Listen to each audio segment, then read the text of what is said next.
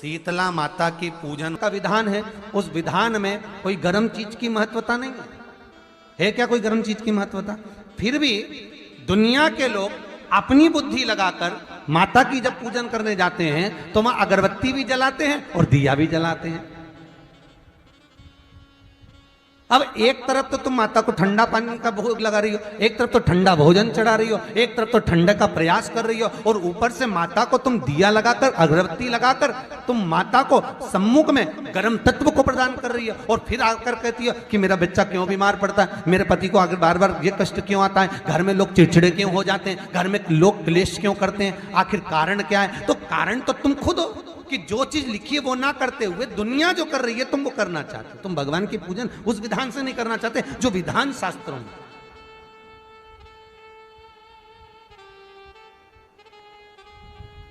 जो शास्त्रार्थ विधान कहता है।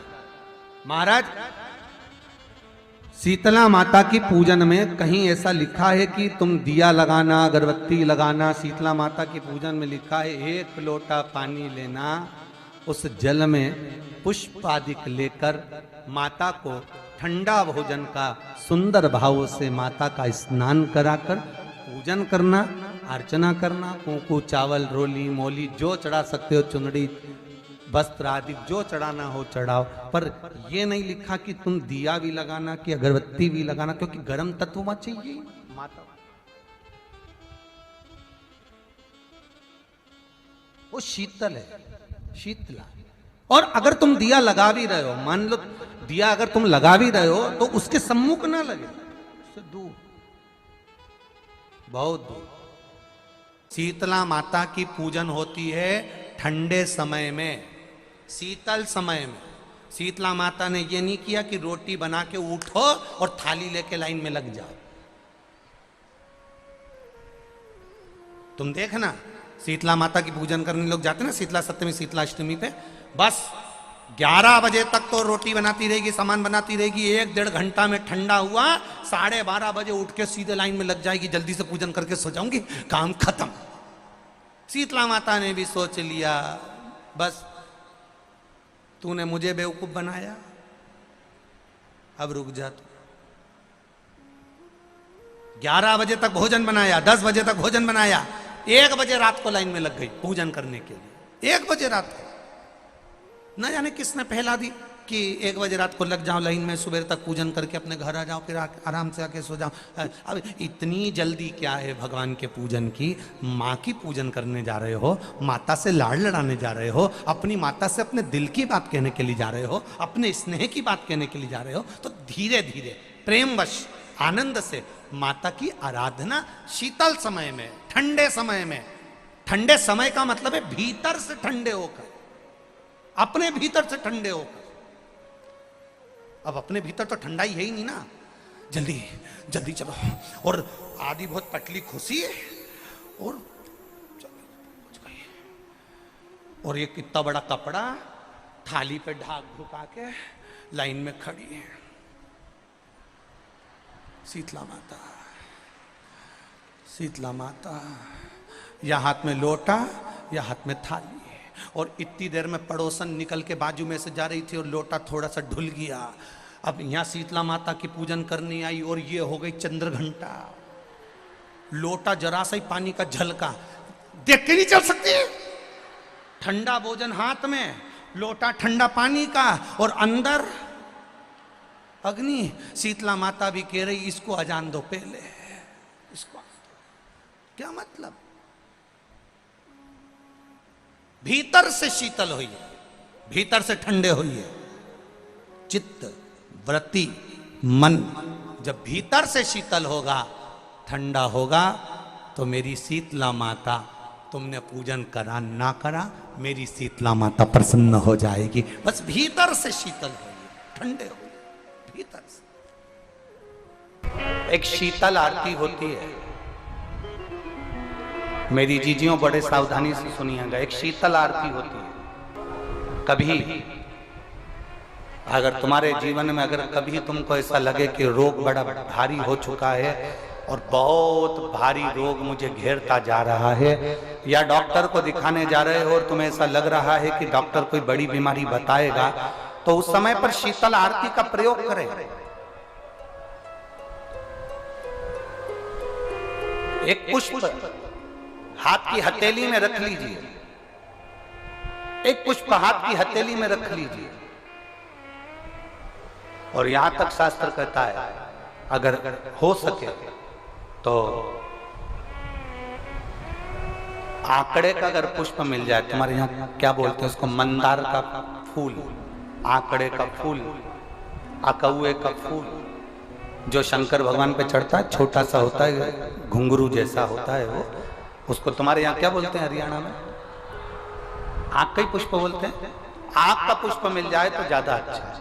अब उसमें चाहे सफेद हो, चाहे नीला हो, चाहे गुलाबी हो, जैसा भी हो, हाथ में रखने के बाद हाथ में एक लोटा जल, भगवान शंकर के शिवालय में जब आप प्रवेश करें, और प्रवेश करते समय भगवान के सम्मुख में जब भगवान शंकर के साक्षी में जब पहुंचे, आपके सामने पूजन में कोई भी सामग्री नहीं है, आपके पास में न दिया है, ना बाती है, ना गर्भवती है, ना चंदन है, ना कपूर है, ना कोई सामग्री है, केवल एक आंख का पुष्प और एक लोटा जल आपके पास में है। शिवालय में पहुंचकर शीतल आरती का प्रयोग करो। 11 बार भगवान शंकर के 11 रुद्रों का स्मरण कर कर जब 11 बार शंकर के शिवलिंग के ऊपर से नीचे तक वो कलश को जब घुमाया जाता है, और घुमाने के बाद वो आग का जो पुष्प है वो अशोक सुंदरी वाली जगह पर समर्पित कर कर भगवान शंकर को जो जल चढ़ाया जाता है, जो जल समर्पित किया जाता है, डॉक्टर भले तुमसे कह रहा हो कि तुम्हें बड़ी बीमारी के चांस हैं, आप जाकर एक बार चेक कराना, तुम्हें वो बड़ी बीमारी निकलेगी ही नहीं, उस रोग से तुम मुक्त हो। इसको शीतल आरती का प्रयोग किया गया। ये शीतल आरती, इसको शीतल आरती कहा।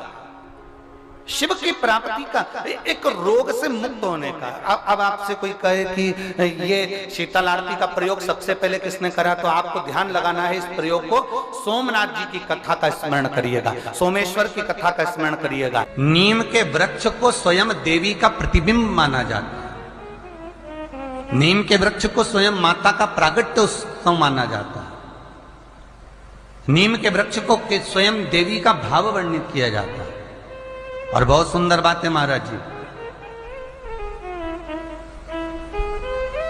जिसके शरीर में माता निकल गई हो, दाने दाने पड़ गए हो पूरे शरीर में, बुखार भी बहुत तेज आ रहा हो, और पूरे शरीर में माता जी निकल गई हो, एक लोटा पानी जिसके शरीर में माता जी निकली है उसके पास में रख दो, और वो पानी उठाकर नीम के पेड़ में उस व्यक्ति के ऊपर से 7 बार उतार के नीम के पेड़ में डाल दो। 3 दिन के अंदर उसकी माता जो शरीर में निकली हुई है, दाने दाने पड़े हुए हैं, जो बुखार बहुत तेज आ रहा है, उसमें धीरे धीरे आराम मिलना प्रारंभ हो जाता है। यहां तक शास्त्र कहता है कि किसी व्यक्ति को अचानक बहुत तेज बीमार आ गया, बहुत तेज बुखार आ गया, या एकदम, हम तो यहां तक कहेंगे कि ये वायरस चल रहा है, महामारी चल रही है, और कंठ में भी आपको अगर जलन पड़ रही है, कंठ रुक रहा है, बुखार बहुत तेज आ रहा है, शरीर में ताप है, डॉक्टर को दिखाओ मना नहीं है, सब कुछ करो मना नहीं है, पर एक लोटा पानी अपने ऊपर से उतार कर 21 बार नीम के पेड़ में ले जाकर नाम गोत्र बोलकर डाल दीजिए, और नीम के पेड़ के नीचे की मिट्टी को अपने कंठ पर लगा लीजिए। 20 से 25 मिनट बाद आपको आराम लगना प्रारंभ हो जाएगा। ये उमा देवी है। जगह की मिट्टी काया के रोग को ठीक कर देती है महाराज। अगर किसी व्यक्ति को चर्म रोग हो गया, कुष्ठ रोग हो गया, चमड़ी सफेद पड़ गई, रोग समाप्त नहीं हो रहा, बढ़ते जा रहा है, औषधियां आपने बहुत कर ली, तो 3 जगह की मिट्टी आपको फल प्रदान करेगी। पहला, सूर्य कुंड की मिट्टी। स्कंद पुराण सूर्य कुंड कहां पर है, तो कहा दतिया और झांसी के बीच में सूर्य कुंड निवास करता है। उस सूर्य कुंड की मिट्टी को लाकर जिस व्यक्ति को कुष्ठ रोग हो गया हो, शरीर की चमड़ी सफेद पड़ गई हो, स्कंद पुराण कहती है सूर्य कुंड की मृदा लगा लेने से 5 से 7 दिन में रोग समाप्त होने लगता है महाराज। पर सूर्य को सर्वाधिक प्रियता क्या,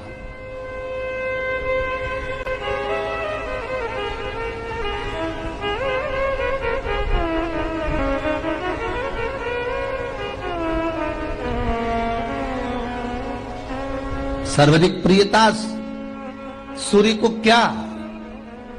क्योंकि सूर्य तपता है, तो उस तपन को मिटाने के लिए सूर्य देवता के शरीर पर गाय का घृत मला जाता। जैसे शनि को तेल लगाया जाता है, सूर्य को घृत मला जाता। इसलिए सूर्य कुंड का एक नियम है कि सूर्य कुंड पर से अगर हम मिट्टी लेकर आते हैं, शरीर पर लगाने के बाद जब शरीर का चर्म रोग समाप्त हो जाए, सफेद चमड़ी अपने वापिस रंग में आ जाए, तब आप जितनी कामना कर कर आते हैं उतना घी उस सूर्य कुंड के पास में डालना पड़ता है। 1 किलो, 2 किलो, आधा किलो, 250 ग्राम, 25 ग्राम, 50 ग्राम, जो आपने कामना करी है उतना चढ़ाना पड़ता। पर वो घी गाय का होना चाहिए,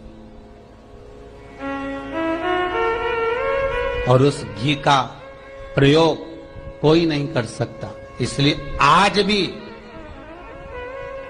स्कंद पुराण में तो केवल सूर्य कुंड का वर्णन है, घृत का वर्णन है, पर स्थान आज भी झांसी और दतिया के बीच में जो सूर्य कुंड विराजमान है, आज भी वहां पर कुंड के पास में एक घी का कुआं है जिसमें घी डाला जाता है, पर उस घी का प्रयोग कोई दुनिया का व्यक्ति नहीं कर सकता। जो करता है वो शरीर में फपोले पड़ जाते हैं और बाद में सड़कर मर जाता है।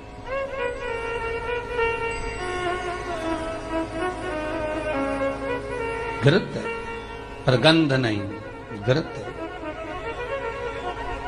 3 जगह की मृदा जीव को सुख का अनुभव कराती है। पहला सूर्य कुंड महाराज, दूसरा वर्णन करा है जिस स्थान पर गौ माता को बांधा गया हो और गाय अपने बछड़े को, बछिया को जन्म देती हो, उस स्थान पर उसकी मिट्टी, उसकी मृदा, उस जगह की रज, जब मकान का मुहूर्त होता है, दुकान खोली जाती है, दुकान बनाई जाती है, दुकान में कोई अग्नि का प्रवेश हो, उससे पहले जहां पर गाय ने अपने बछड़े को जन्म दिया हो, बच्चे को जन्म दिया हो, उस स्थान की मिट्टी उस भूमि पर लेपन कर दी जाए तो जिंदगी में कभी संपदा की कमी नहीं हो सकती महाराज। ये दूसरी मृदा स्कंद पुराण वर्णन करती है। धेनु मानस, इसलिए शास्त्र कहता है कि नई दुकान बन रही हो, नया मकान बन रहा हो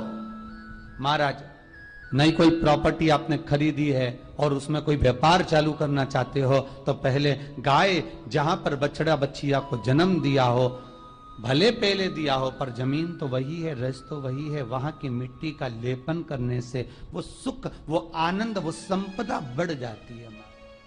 तीसरी मिट्टी, तीसरी मृदा, गोपी भूमि, जिस भूमि पर गोपियां भगवान से मिलने के लिए गई थी और इंतजार करते करते कब द्वारका नाथ आएंगे, कब द्वारकाधीश हमें दिखेंगे, कब ठाकुर हमें दिखेगा, उस भूमि पर ठाकुर का इंतजार करती हैं। जब भगवान कृष्ण नहीं आए तब उन गोपियों ने शिव को बुलाया, इसलिए गोपी तालाब के पास में शंकर का मंदिर है। पर है गोपी भूमि महाराज, पहली सूर्य कुंड, दूसरी जहां गौ माता बनती हो वहां की मिट्टी, तीसरी है गोपी भूमि। तीनों भूमि की मिट्टी का देखिए है।